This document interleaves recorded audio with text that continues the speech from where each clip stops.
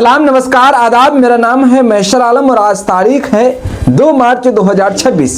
चलिए जानते हैं आज की ताज़ा, अहम और ज़रूरी खबरें। लेकिन खबरों की शुरुआत करने से पहले आपसे एक छोटी सी अपील है।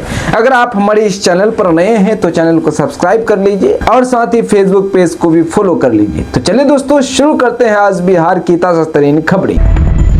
होली त्योहार के जश्न के बीच बिहार के वैशाली में दर्दनाक हादसा। शौचालय की टंकी में जहरीली गैस से एक ही परिवार के 4 लोगों की मौत। बिहार के नालंदा के 27 प्राइवेट अस्पतालों में बुजुर्गों का होगा फ्री इलाज। पीएम वय वंदना कार्ड से मिलेगा लाभ। सीएम नीतीश कुमार के जन्मदिन पर महावीर मंदिर पहुंचे निशांत कुमार। मुख्यमंत्री के उत्तम स्वास्थ्य के लिए की प्रार्थना। पूर्णिया के नगर में 9 युवक गिरफ्तार।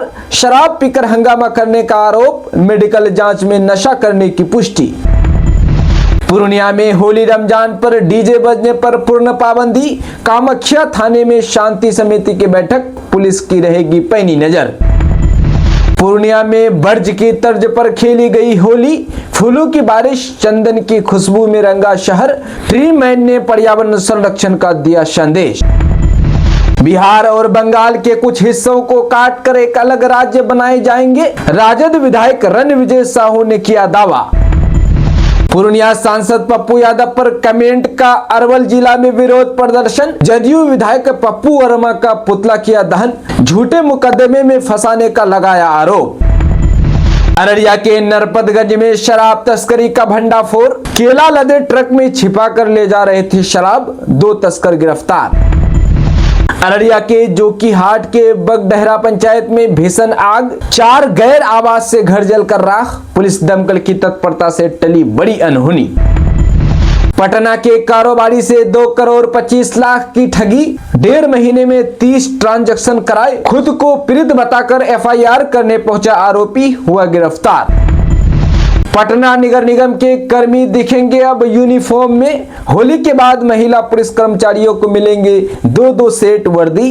1 करोड़ 37 लाख रुपए होंगे खर्च।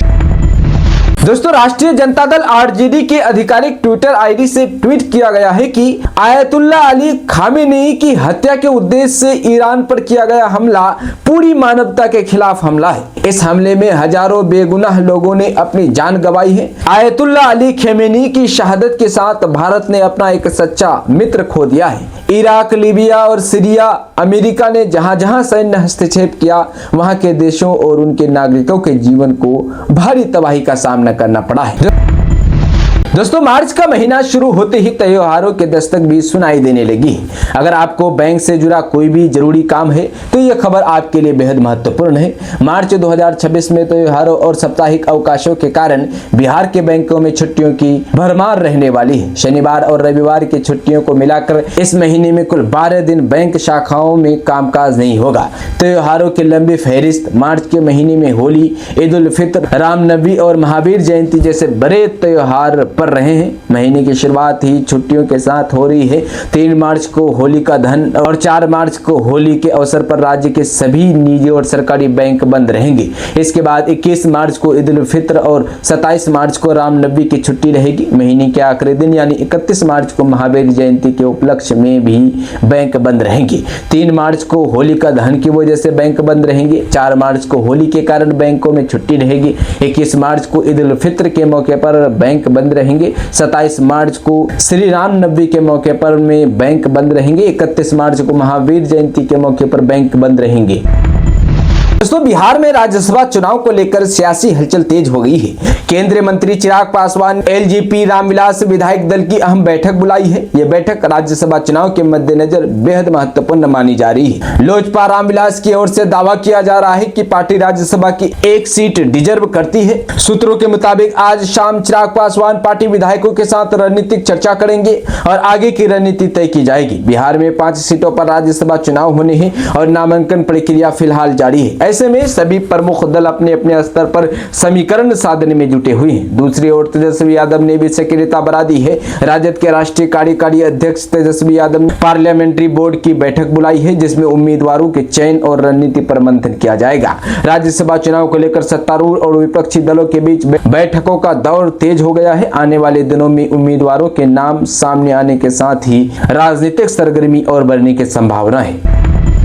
दोस्तों, ईरान इजराइल जंग ने सियासी फिजा को संगीन बना दिया है। पश्चिम एशिया में बढ़ते तनाव के बीच बिहार के हजारों प्रवासी खाड़ी मुल्कों में फंसे हुए हैं। उनके परिवार के सदस्य वतन में बैठ बेचैनी और फिक्र के आलम में हैं। फोन और वीडियो कॉल के जरिए कुशल क्षेम ली जा रही है, मगर हालात पर अनिश्चितता का बादल छाया हुआ है। बिहार के लोग बड़ी तादाद में सऊदी अरब, संयुक्त अरब अमीरात, Qatar, Kuwait, Oman, Bahrain, Malaysia, Jordan और इराक में रोजगार की तलाश में रहते हैं। दोहा में मिथिलांचल के कई परिवार मौजूद हैं जो फिलहाल महफूज हैं, लेकिन जंग के तेज होने की आशंका से परेशान है।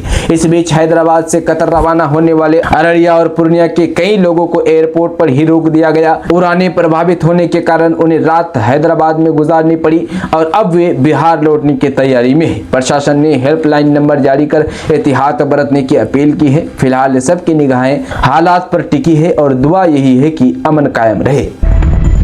दोस्तों, बिहार की राजनीति के पुरोधा और सुशासन बाबू के नाम से विख्यात मुख्यमंत्री नीतीश कुमार आज अपना यानी बीते दिनों अपना 75वां जन्मदिन मना रहे हैं। इस खास अवसर पर प्रधानमंत्री नरेंद्र मोदी समेत अन्य नेताओं ने उन्हें बेहद गर्मजोशी के साथ जन्मदिन की बधाई दी है।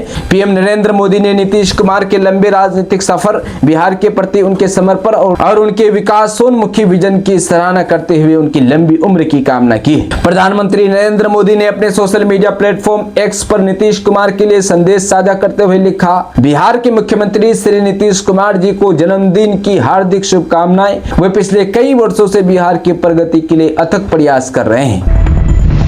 दोस्तों, बिहार में शराबबंदी कानून के बीच अवैध शराब के खिलाफ चलाए जा रहे अभियान के दौरान गया जिले में पुलिस टीम पर हमला होने की घटना सामने आई है। जगदीशपुर मखपा के पास उस समय अफरा तफरी मच गई जब शराब बरामद करने गई पुलिस टीम पर उपद्रवियों ने ईंट पत्थर से हमला कर दिया।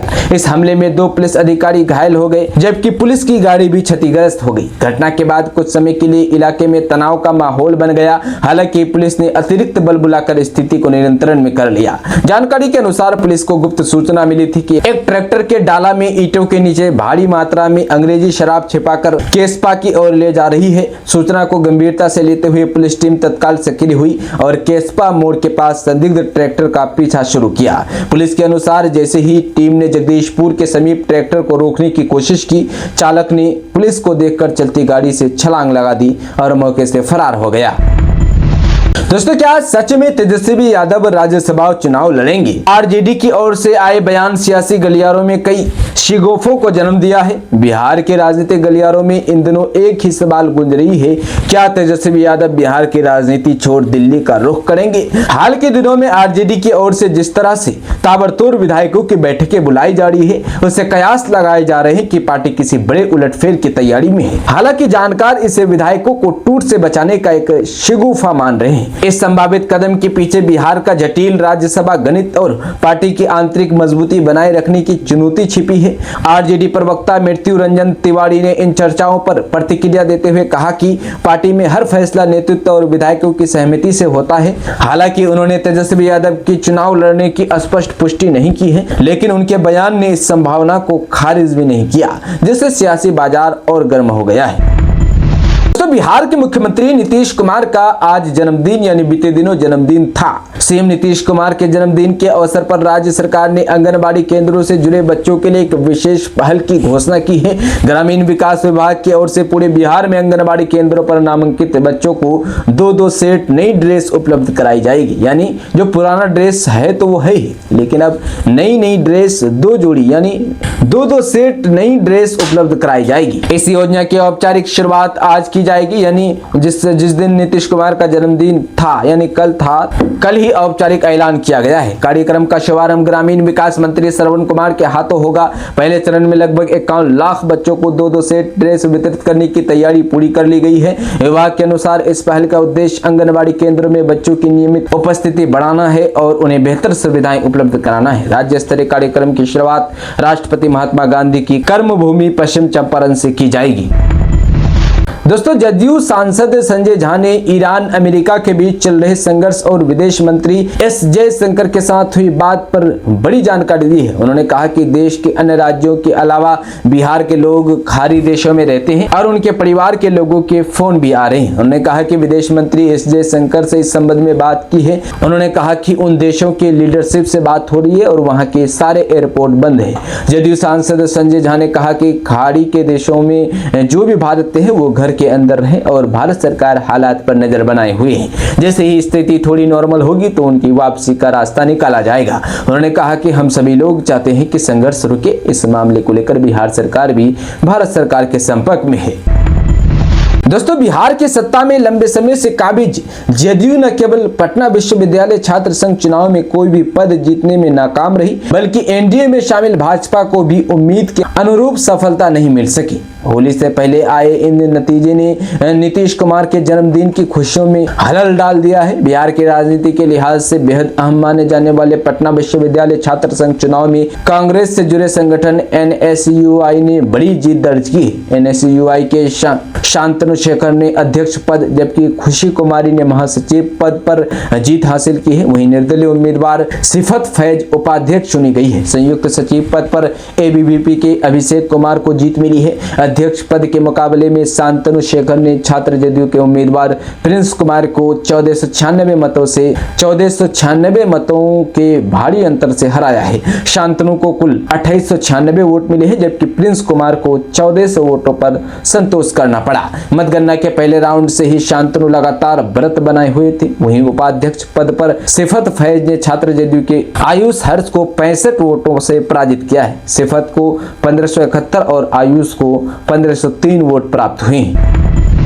बिहार के नवादा में जेडीयू चुनाव में हाई वोल्टेज ड्रामा, गाली गलौज और मारपीट के बीच जिला अध्यक्ष का चुनाव स्थगित, पूरी कमेटी भंग। जी आपको बता दें कि बिहार के सत्ताधारी दल जनता दल यूनाइटेड जेडीयू के नवादा जिला इकाई में रविवार को समय स्थिति अनियंत्रित हो गई, जब जिला अध्यक्ष पद के लिए हो रहा संगठनात्मक चुनाव जंग के मैदान में तब्दील हो गया। पार्टी कार्यालय में समर्थकों के बीच जमकर धक्का मुक्की, गाली गलौज और मारपीट हुई। हंगामे की गंभीरता को देखते हुए निर्वाचन पदाधिकारी पर्यवेक्षक हरि कृपाल ने पूरी चुनाव प्रक्रिया को तत्काल प्रभाव से स्थगित कर दिया और वर्तमान जिला कमेटी को भंग घोषित कर दिया।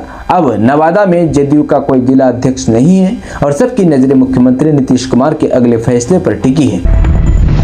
दोस्तों, बिहार के सहरसा जिले से लापता हुई 5 नाबालिग लड़कियां सकुशल मिल गई है। सभी लड़कियों को उत्तर प्रदेश की राजधानी लखनऊ के ऐशबाग रेलवे स्टेशन से सुरक्षित बरामद किया गया है। पुलिस और रेल सुरक्षा बल की संयुक्त कार्रवाई से ये संभव हो सका है। लड़कियों के सुरक्षित मिलने के बाद परिजनों ने राहत की सांस ली है। प्राप्त जानकारी के अनुसार सहरसा के नौहट्टा नगर पंचायत क्षेत्र की 5 बालिकाएं 17 फरवरी की सुबह घर के पास खेत में घास काटने के लिए निकली थी। देर शाम तक उनके वापस नहीं लौटने पर परिवार के लोग चिंतित हो गए। एक साथ 5 बालिकाओं के गायब होने की खबर से पूरे इलाके में हड़कंप मच गया था। दोस्तों, बिहार में सत्ताधारी दल जदयू के सांसद एवं मुख्यमंत्री नीतीश कुमार के करीबी देवेश चंद्र ठाकुर ने यह कहकर सनसनी फैला दी है कि बिहार में शराबबंदी कानून लागू होने के बावजूद यहां शराब हर जगह उपलब्ध है। उन्होंने साफ कहा कि वह शुरुआत से ही इस नीति के पक्ष में नहीं थे। यदि शराबबंदी हट जाए तो उनकी कोई आपत्ति नहीं होगी। देवेश चंद्र ठाकुर ने कहा कि जब बिहार में वर्ष 2016 में शराबबंदी कानून लागू किया गया तब उन्होंने इस पर आपत्ति जताई थी। उन्होंने कहा कि नीतीश की मंशा भले ही अच्छे हो, लेकिन इसे व्यवहारिक रूप से लागू करना बेहद कठिन है। देवेश चंद्र ठाकुर ने कहा कि दुनिया में कहीं भी पूर्ण शराबबंदी पूरी तरह सफल नहीं हुई है। हालांकि मुख्यमंत्री नीतीश कुमार की सोच सकारात्मक थी। शराब के कारण परिवारों में कलह, मारपीट और आर्थिक बर्बादी जैसी समस्याएं सामने आती थी। गरीब परिवारों में बच्चों की पढ़ाई का पैसा भी शराब में खर्च हो जाता था। इन सामाजिक समस्याओं को रोकने के उद्देश्य से ये कानून लाया गया। दोस्तों, बिहार सरकार का शिक्षा विभाग राज्य में छात्रों की पढ़ाई को बढ़ावा देने के लिए कई योजनाएं चला रही है। इसी कड़ी में मुख्यमंत्री बालिका बालक प्रोत्साहन योजना एक महत्वपूर्ण पहल है, जिसका उद्देश्य विद्यार्थियों को बेहतर प्रदर्शन के लिए प्रेरित करना है। इस योजना के तहत सरकारी स्कूलों से 10वीं क्लास में फर्स्ट क्लास से पास होने वाले छात्र छात्राओं को आर्थिक सहायता दी जाती है। सरकार का मानना है कि प्रोत्साहन राशि मिलने से छात्रों का आत्मविश्वास बढ़ेगा और वो आगे की पढ़ाई जारी रखने के लिए प्रेरित होंगे। ये योजना खासतौर पर आर्थिक रूप से कमजोर परिवारों के विद्यार्थियों के लिए मददगार साबित हो रही है, जिससे मैट्रिक में फर्स्ट डिवीजन करने वालों को 10,000 रुपये दिए जाएंगे और इंटर में पास करने वालों को, यानी इंटर में सिर्फ लड़कियों को पैसा दी जाती है, तो लड़कियों को इंटर में फर्स्ट डिवीजन करने वाली लड़कियों को 25,000 रुपये दिए जाएंगे और 15,000 एक्स्ट्रा दिए जाएंगे, यानी कुल 40,000 इंटर में दिए जाएंगे और मैट्रिक में 10,000 रुपये लड़का हो या लड़की फर्स्ट डिवीजन करने पर मिलेंगे। दोस्तों, विकसित भारत गारंटी फॉर रोजगार एवं आजीविका मिशन ग्रामीण अधिनियम 2025 से राज्य में कृषि, पशुधन, मत्स्य एवं दूसरे उत्पादों की बिक्री के लिए 725 हाट व बाजार विकसित किए जाएंगे। जी हाँ, इसमें अलग अलग श्रेणी में 447 हाट एवं 278 बाजार होंगे। ग्रामीण स्तर पर हाट बाजार विकसित करने की पूरी जिम्मेदारी ग्रामीण विकास विभाग की होगी। ग्रामीण क्षेत्रों में 447 हाट एवं 278 बाजार विकसित करने की तैयारी है। विकसित भारत जी राम जी योजना जी राम जी से ग्रामीण क्षेत्रों में हाट बाजार निर्माण कराया जाएगा। प्रथम चरण में 20 से 49 डिसमिल के 136 हाट, 73 बाजार, द्वितीय में 50 से 99 डिसमिल के 125 हाट, 96 बाजार एवं तृतीय श्रेणी के 1 एकड़ या इससे अधिक क्षेत्रफल वाले 186 हाट वो 109 बाजार विकसित किए जाएंगे। ग्रामीण विकास विभाग के प्रधान सचिव पंकज कुमार ने बताया कि पहली श्रेणी के हाट एवं बाजार में शेड के साथ 5 चबूतरा शौचालय, पेयजल की सुविधा, जीविका दीदियों के लिए 3 अस्थायी दुकान, मल्टीपर्पज स्टोर, गार्बेज डिस्पोजल पिट। द्वितीय श्रेणी के हाट बाजार में शेड के साथ 13 चबूतरा शौचालय, पेयजल की योजनाएं हैं। दोस्तों, किशनगंज के ठाकुरगंज स्थित MH आजाद कॉलेज परिसर में कांग्रेस संगठन की मजबूती को लेकर एक महत्वपूर्ण बैठक आयोजित की गई। इस दौरान कांग्रेस नेताओं ने AIMIM पर निशाना साधा और केंद्रीय गृह मंत्री के बयान की निंदा की। बैठक की अध्यक्षता युवा जिला उपाध्यक्ष सोहेल उर्फ राजा ने की है। बैठक में हरियाणा से आए कांग्रेस के ऑब्जर्वर आफ्ताब आलम सहित जिले और प्रखंड स्तर के कई वरिष्ठ नेता व कार्यकर्ता उपस्थित रहे। आफ्ताब आलम ने संगठन को जमीनी स्तर पर और सशक्त बनाने पर जोर दिया। उन्होंने बताया कि पूरे देश में लगभग 523 जिला अध्यक्षों और उसके बाद प्रखंडों अध्यक्षों का चुनाव कराया जाएगा।